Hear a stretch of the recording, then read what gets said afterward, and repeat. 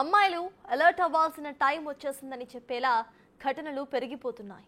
ఒక శ్రీవర్షిని, ఒక నాగాంజలి ఘటనలు సమాజంలో జరుగుతున్న వ్యవహారాలకు ఎగ్జాంపుల్స్ గా మారుతున్నాయి.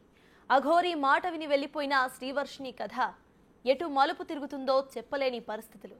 జీవితంలో ఎన్నో కలలు గని ఏదో సాధించాలి అనుకుని చివరికి వేధింపులకు గురై తనువు చాలించిన నాగాంజలి ఘటనలు సమాజానికి ఓ కనువిప్పు. ఉద్యోగాలు చేసే దగ్గర, కాలేజీల్లో, స్కూళ్లలో, ఇంటి దగ్గర, ఇంటి బయట, బంధువైనా అపరిచితుడైనా ప్రతి అడుగు జాగ్రత్తగా వేయాల్సిందే. జాలిపడ్డా నమ్మినా మిగిలేది నయవంచనే. అమ్మాయిలు బీ అలర్ట్. ఈమె పేరు శ్రీవర్షిని, ఊరు మంగళగిరి. బీటెక్ చదువుతుంది. కారణాలు సవాలక్ష.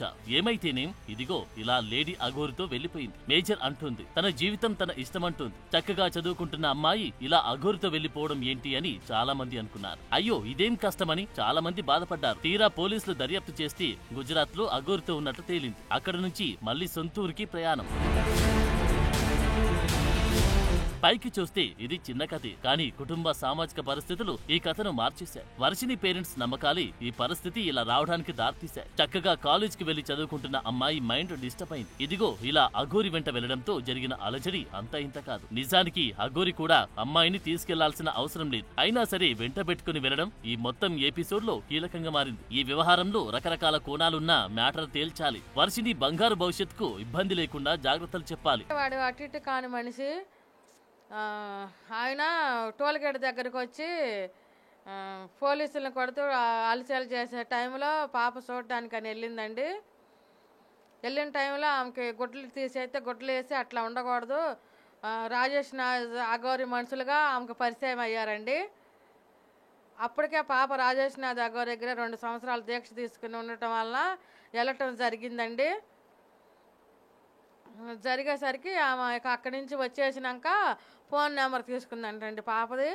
అట్లా కాంట్రాక్ట్లో ఉండి పాపని డ్రాప్ చేసిందండి. ఆ టైంలో కారు చెడిపోయిందని ఏడ్చి మమ్మల్ని రిక్వెస్ట్ చేసిందండి. మా పిల్లల్ని, మా అబ్బాయిలని ఇద్దరిని రిక్వెస్ట్ చేస్తే అప్పుడు పాప కాడ ఉండి అమ్మ ఏడుస్తుంది కదా, ఎవరైనా బాధ ఒకటే కదా, ఒక్క నైట్ కొంచెమని బతిలాడిందండి పాప. బతిలాడేసరికి మేము తీసుకొచ్చామండి. తీసుకొచ్చినాక పిల్లకి మాయ మాటలు చెప్పి అయ్యి అంత డబ్బు ఉంది, ఎంత డబ్బు ఉంది, అక్కడికి వెళ్తే అంత ఎంజాయ్ చేయొచ్చు, ఎంత ఎంజాయ్ చేయొచ్చు, నీకు అన్ని ఎవరాయణ చేస్తాను, చెక్ పవర్ ఇస్తాను, అవి పెడతాను, ఇవి పెడతాను మాయ మాటలు చెప్పి మళ్ళీ 2వ సారి రావటం జరిగిందండి. నేటి సమాజంలో అమ్మాయిలు ఏదో రకంగా ఎవరో ఒకరి ట్రాప్ లో పడుతూనే ఉన్నారు. ఇందుకు చాలా కారణాలున్నా అలర్ట్ అవ్వాలంటూ చాలా ఉదంతాలు కనిపిస్తున్నాయి. స్మార్ట్ ఫోన్లు, సోషల్ మీడియా స్నేహాలు, అతి నమ్మకం, బాగా చూసుకుంటానని చెప్పి మాయమాటలు, ప్రేమిస్తున్నట్లు నటించడాలు ఇవన్నీ జరుగుతున్నాయి. వీటి ట్రాప్ లో పడితే అమ్మాయిల పరిస్థితి దారుణంగా ఉంటుంది. మిస్సింగ్ కేసులు, పోక్సో కేసులు, రేప్ కేసులు, బ్లాక్ మెయిల్స్, లైంగిక వేధింపులు ఇలాంటివెన్నో కేసులు వస్తున్నాయి. చాలా వరకు పోలీస్ స్టేషన్ మెట్లే ఎక్కడం లేదు. ఇప్పుడు మరో ఎగ్జాంపుల్ చూద్దాం. ఇక్కడ కనిపిస్తున్న ఈ యువతి పేరు నాగాంజలి. ఫార్మసీ ఫైనల్ ఇయర్ చదువుతుంది. రాజమహేంద్రవరం కిమ్స్ బొల్లినేని హాస్పిటల్లో ఫార్మాలజిస్ట్ గా పనిచేస్తుంది. అదే హాస్పిటల్లో పనిచేసి ఏజీఎం దువ్వాడ దీపక్ పరిచయం చేసుకుని ఆమె వెనుకే తిరుగుతూ ప్రేమించాను అని నమ్మించి శారీరకంగా, లైంగికంగా వేధించేవాడన్న ఆరోపణలు వచ్చాయి. ఈ నేపథ్యంలోని నాగాంజలిని బ్లాక్ మెయిల్ చేస్తున్నాడన్న బాధతో మార్చి 23న సూసైడ్ నోట్ రాసి ఇంజెక్షన్ తీసుకుని సూసైడ్ అటెంప్ట్ చేసింది. కళ్ళు తిరిగి పడిపోయిందని సమాచారం ఇవ్వడంతో వారి కుటుంబ సభ్యులు అక్కడికి వెళ్లి అడ్మిట్ చేశారు. ఆ క్రమంలోనే అంజలి డైరీలో సూసైడ్ నోట్ దొరికింది. ఆ లేఖలో దీపక్ వేధింపులు బయటపడ్డాయి. దీంతో మహిళా సంఘాలు ఆందోళనలు తీవ్రం చేశాయి. ఆ సూసైడ్ నోట్ తో పాటు ఆమె తండ్రి ఇచ్చిన ఫిర్యాదు ఆధారంగా చేసుకుని దీపక్ పై కేసు నమోదు చేసి అరెస్టు చేశారు పోలీసులు.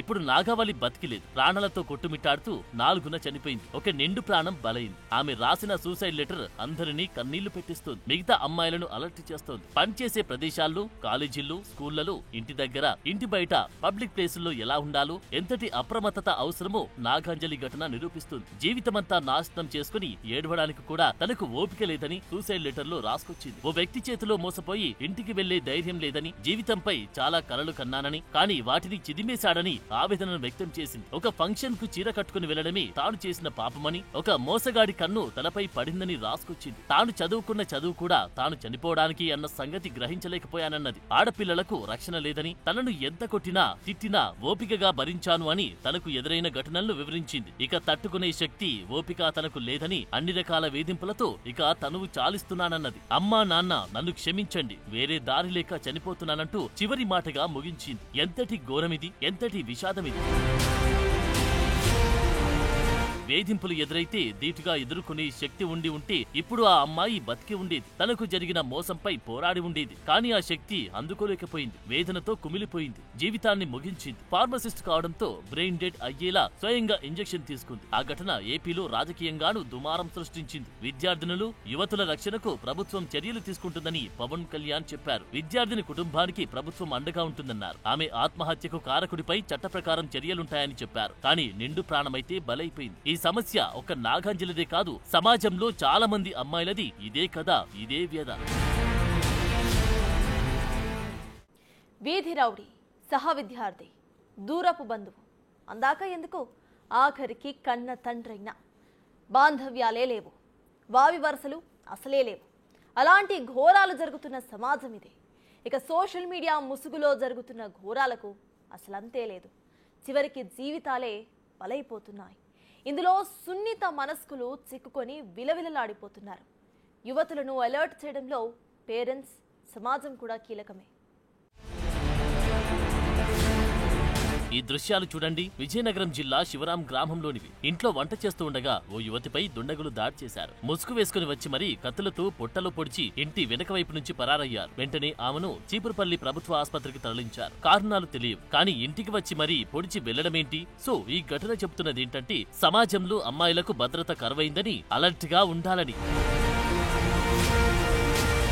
ప్రస్తుత సమాజంలో అమ్మాయిలు మోసపోతున్న ఘటనలు సర్వసాధారణమయ్యాయి. ప్రతిరోజు ఏదో ఒక చోట కేసులు ఫైల్ అవుతూనే ఉన్నాయి. స్మార్ట్ ఫోన్లు, సోషల్ మీడియా స్నేహాలు అమ్మాయిల జీవితాలను ఇబ్బందులోకి నెడుతున్నాయి. పోలీస్ స్టేషన్ల వరకు రానివి ఎన్నో ఘటనలు ఉంటున్నాయి. ఈ కేసుల్లో ప్రతిదీ ఒక కథే. మోసపోయిన జీవిత గాథలే. కొంతమంది ఆ మోసాల నుంచి బయటపడుతుంటే మరికొంతమంది భరించలేక ప్రాణాలు తీసుకుంటున్నారు. జీవితంలో స్టేజెస్ ఉంటాయి, లైన్ కూడా ఉంటుంది. అది దాటితే జీవితాలు అంధకారమవుతున్నాయి. తల్లిదండ్రులు ఎన్నో ఆశలతో పిల్లల్ని చదివిస్తున్నారు, లైఫ్ బాగుండాలని కోరుకుంటున్నారు.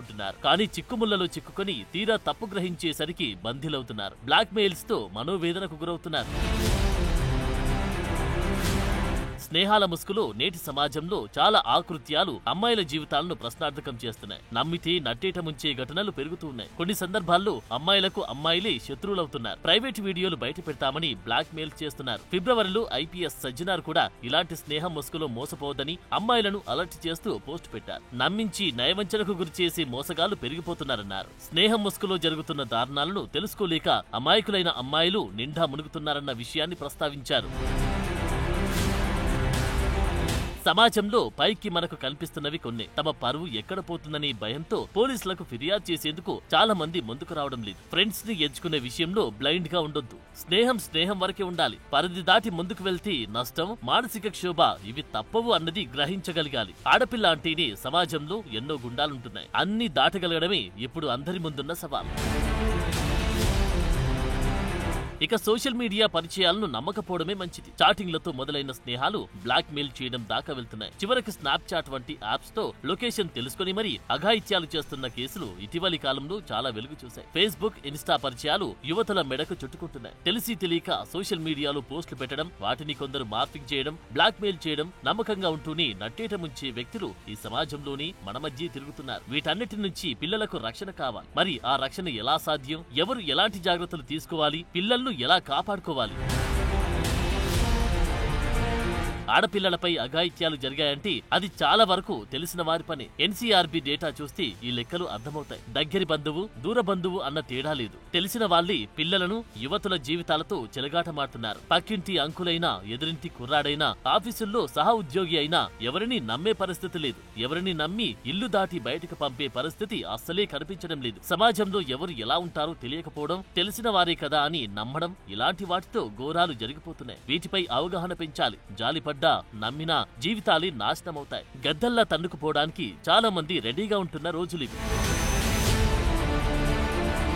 96.8% అత్యాచార కేసుల్లో నిందితుడు బాధితురాలికి తెలిసిన వ్యక్తే ఉంటున్నాడు. అంటే సమాజంలో పరిస్థితులు ఎలా ఉన్నాయో అర్థం చేసుకోవచ్చు. ఎవరిని నమ్మడానికి లేదు. అందుకే ఆడపిల్లల తల్లిదండ్రులే వారికి మెంటర్ గా ఉంటూ సమాజంపై అవగాహన కల్పించాలి. ఈ అఘాయిత్యాల బారి నుంచి తప్పించుకోవాలంటే తల్లిదండ్రులు వారిని అందుకు ముందు నుంచే సిద్ధం చేయాలి. వాటిని సమర్థంగా ఎదుర్కొనేలా పిల్లల్ని తయారు చేయాలంటున్నారు. పార్కులు, ఫ్రెండ్స్ తో బయటకు వెళ్లే అలవాటును చిన్నప్పటి నుంచే దూరం చేయడం, ఇతరులను గుడ్డిగా నమ్మడం ద్వారా ఏర్పడే నష్టాలను అప్పుడప్పుడు చెప్పేలా పేరెంట్స్ చొరవ తీసుకోవాల్సిన పరిస్థితి. ఒంటరిగా ఉన్నప్పుడు పరిచయం లేని వ్యక్తులతో మాట్లాడకూడదని ముందుగానే చెప్పడం ముఖ్యం. ఫేస్బుక్, ఇన్స్టా, స్నాప్చాట్ వంటి సోషల్ మీడియా ప్లాట్ఫామ్లలో వ్యక్తిగత ఫోటోలు, ఫోన్ నెంబర్లు, లొకేషన్ షేర్ చేయడం వంటివి వద్దని ఎప్పటికప్పుడు చెప్తూ ఉండాలి. సోషల్ మీడియా సైట్లలో అపరిచితులను ఫ్రెండ్షిప్ చేసుకోవడం, వారికి రిప్లై ఇవ్వడం అసలే వద్దంటున్నారు.